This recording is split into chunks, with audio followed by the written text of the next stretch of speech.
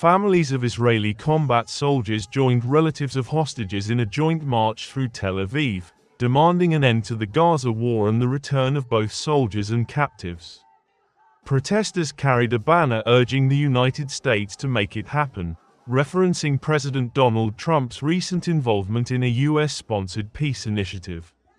The march featured mothers of soldiers, many of whom displayed photographs of their children on the front lines, and they called on Prime Minister Benjamin Netanyahu to halt hostilities and secure a ceasefire. Trump had secured Netanyahu's endorsement for a 20-point proposal that calls for an immediate ceasefire, a hostage-for-prisoner exchange, a staged Israeli withdrawal from Gaza, Hamas disarmament and a transitional administration overseen by an international body.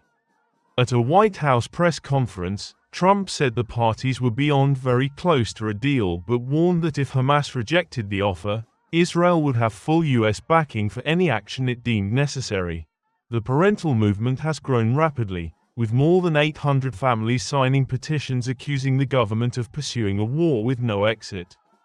Demonstrations in Tel Aviv and Jerusalem have featured bereaved mothers, parents of reservists and former senior officers who warn that morale is eroding and the military is being overstretched. They argue that the government's refusal to accept a ceasefire prolongs suffering for both Israelis and Palestinians and that the priority should be the safe return of hostages and the protection of soldiers, not further military objectives.